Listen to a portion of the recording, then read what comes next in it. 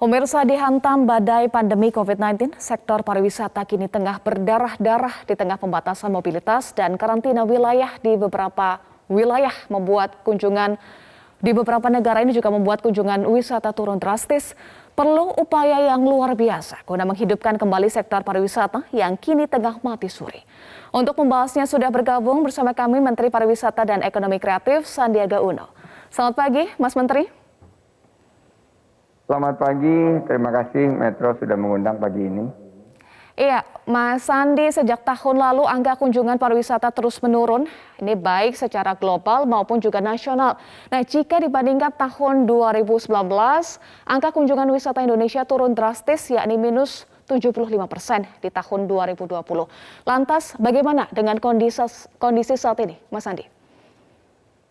Kondisi saat ini sangat memprihatinkan.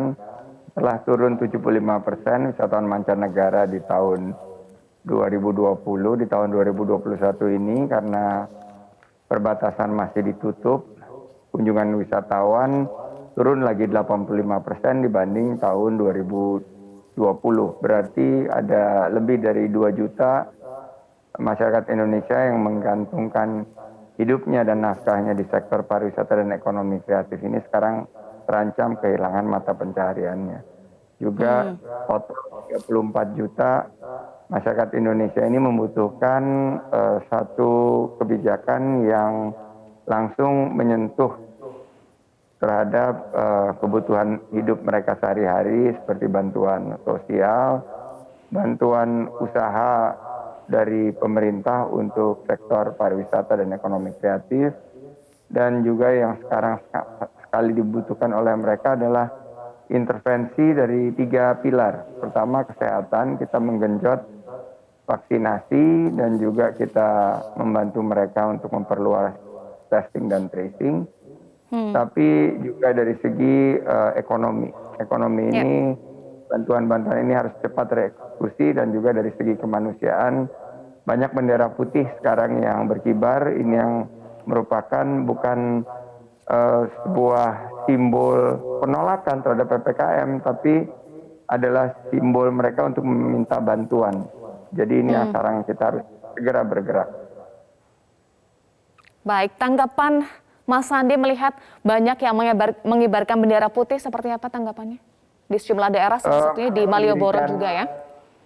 Ya, di Jawa Barat, Jawa Timur, Jawa Tengah, dan juga di Yogyakarta kami berhasil membuka dialog, dan di beberapa tempat seperti di Garut dan di Bandung terjadi langkah koordinasi. Kami mendirikan posko bendera putih dan langsung kami gerakkan bantuan sosial yang diperlukan dan koordinasi dengan pemerintah daerah sehingga bendera putih tersebut diganti dengan bendera merah putih dan menunjukkan semangat mereka di bulan kemerdekaan, insya Allah bulan depan. Di samping itu mereka meminta bahwa ini langkah cepat pemerintah, dan alhamdulillah wa syukurillah kita sudah bisa bergerak dan bisa menyalurkan beberapa kebutuhan yang mereka sekarang sangat-sangat perlukan. Dan terakhir, bahwa pemerintah harus hadir dengan beberapa kelonggaran yang dibutuhkan mereka, karena sebagian daripada wilayah ini sudah turun dari PPKM level 4 ke PPKM level 3. Jadi ini yang kita sudah lakukan langkah-langkah penyesuaian. Baik, diskusi dan bantuan juga sudah diberikan. Nah, sebelum kita lanjutkan diskusinya, Mas Menteri, kita sudah mengumpulkan beberapa pertanyaan dari para pelaku usaha untuk dijawab langsung oleh Mas Menteri. Kita simak berikut ini. Selamat pagi, Pak Menteri. Saya hanya ingin menanyakan satu pertanyaan saja berkaitan dengan COVID yang tidak ada kejelasan kapan berhentinya ini. Kira-kira pemerintah bisa memberikan stimulus ataupun insentif apa saja yang berkaitan dengan listrik, tenaga kerja, pajak, dan perbankan? Berkaitan dengan loan ya untuk hotel-hotel yang baru berdiri 1-3 tahun sebelum COVID. Pekerja pariwisata itu sangat terpuruk, bahkan tidak ada penghasilan 10%, 30%, yang penting hidup. Saatnya sekarang bisa dikeluarkan namanya JHT, jaminan hari tua, yang memang nantinya program atau peraturan yang terdahulu harus pensiun dan lain sebagainya demi untuk hari tua. Saat ini sudah berbeda keadaannya dan kita butuh untuk itu. Yang di PHK ya pasti keluar, tapi yang masih bekerja dengan gaji 10% ataupun yang tidak gaji tapi nunggu di rumah, nanti kalau keadaan membaik akan bekerja lagi, keluarkanlah 50% paling tidak. Pekerja yang masih bekerja pun jadi pura-pura sudah PHK, sudah keluar demi hanya mencairkan uang JHT. Jadi terlalu ribet. Dan di sini pemerintah harus mendengar aspirasi seperti ini. Saya pikir itu perlu dikaji, perlu dievaluasi, tentunya ada kebijakan tersendiri.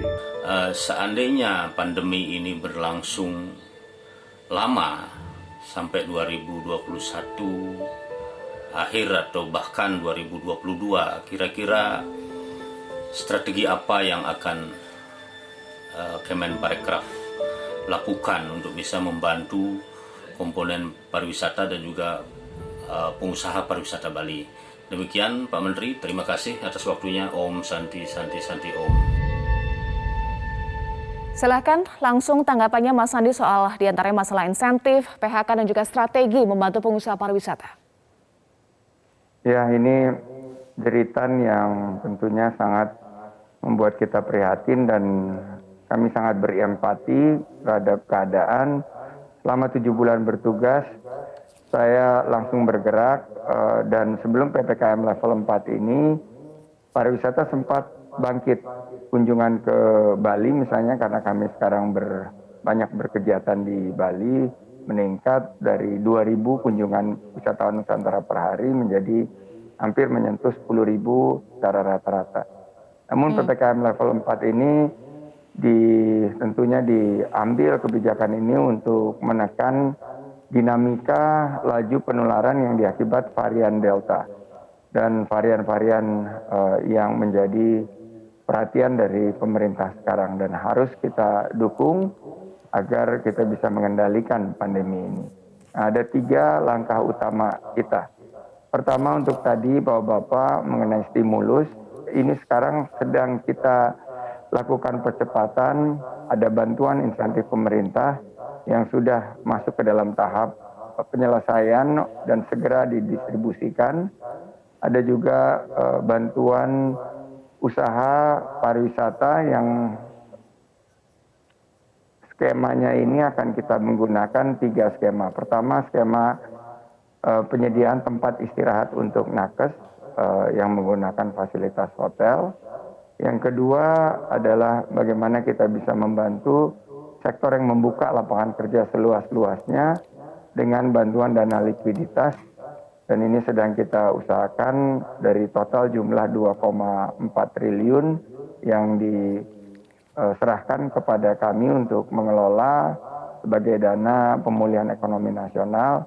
Dan terakhir, bagaimana lapangan kerja ini bisa kita selamatkan. Jadi bantuan-bantuan sosial, bantuan-bantuan langsung, dan harapannya kita semua bergandengan tangan, kita semua bergotong royong. Karena COVID-19 ini memaksa kita untuk meningkatkan ketangguhan kita. Dan pemerintah akan hadir dengan program-program yang tepat sasaran, tepat manfaat, dan tepat waktu. Dan tentunya kami membutuhkan kerjasama semua pihak agar kebijakan ini berkeadilan, menyentuh kepada mereka yang betul-betul membutuhkan. Jadi tentunya kami sangat memiliki empati dan keprihatinan, tapi kami akan melakukannya dengan 3G, gercep, gerak cepat, geber, kami akan gerak bersama, dan tentunya kita akan gaspol. Kita akan garap semua potensi untuk kita bisa bertahan, mengambil peluang, dan mudah-mudahan kita bisa menjadi pemenang dari pandemi ini. Baik. Nah, saya juga ingin gali lebih jauh soal bantuan yang diberikan. Tadi Mas Sandi sempat sampaikan ada bantuan yang juga sudah diberikan dan sedang disiapkan. Kami akan gali lebih jauh usai jeda. Tetaplah bersama kami di Metro Pagi Prime Time.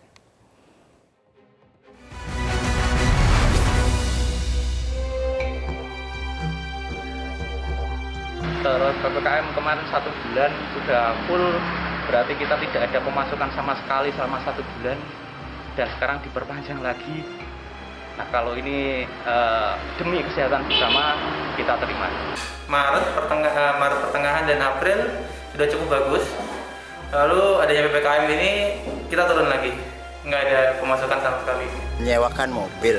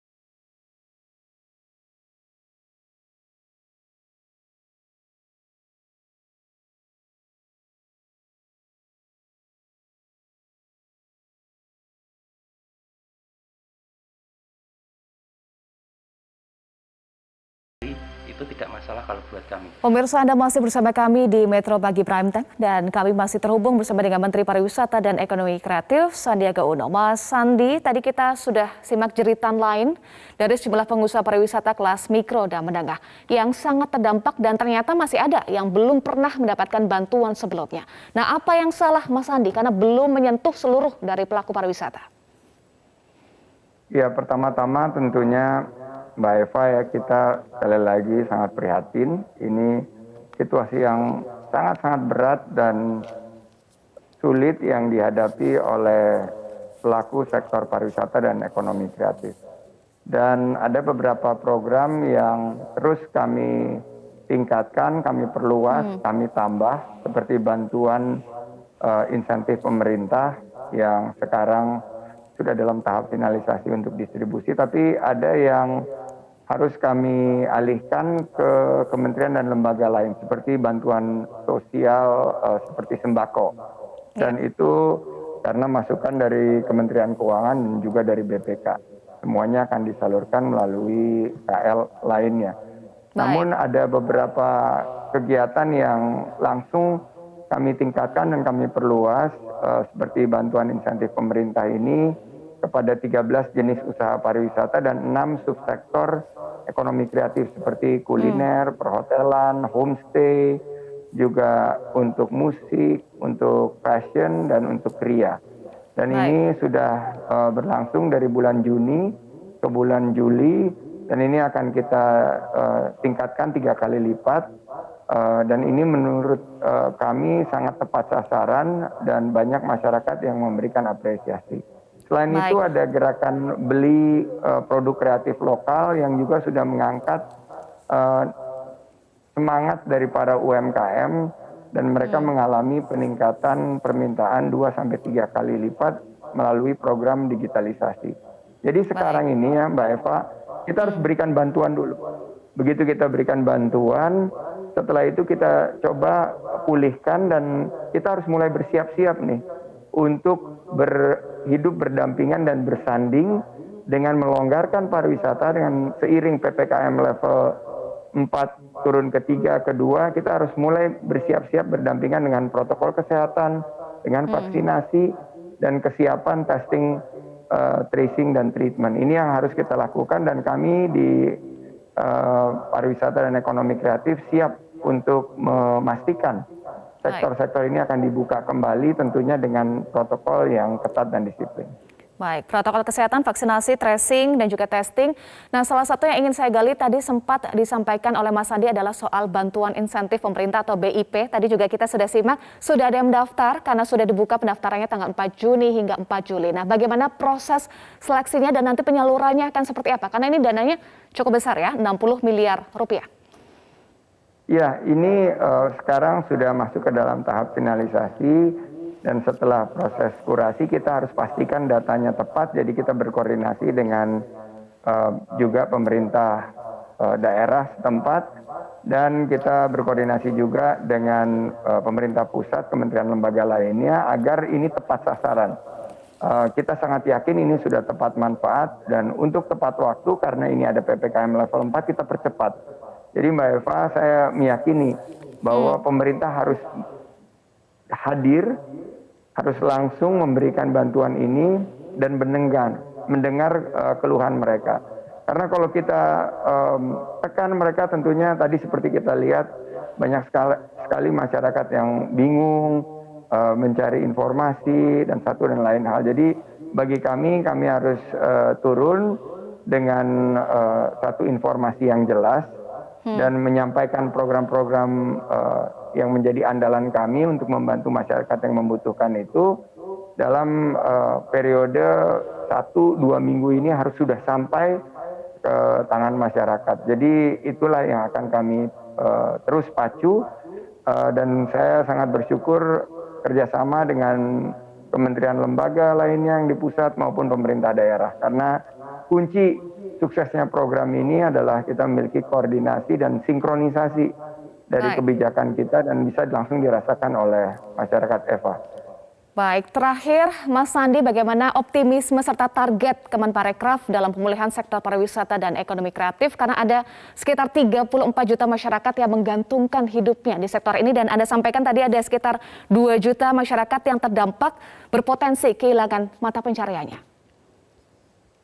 Tentunya komoditas yang paling utama yang dimiliki, karena saya dulu juga adalah korban PHK saat krisis tahun 97 adalah harapan.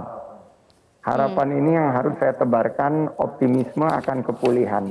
Saya selalu sampaikan bahwa pariwisata dan ekonomi kreatif ini akan menjadi lokomotif kebangkitan ekonomi kita. Kita punya program-program seperti desa wisata.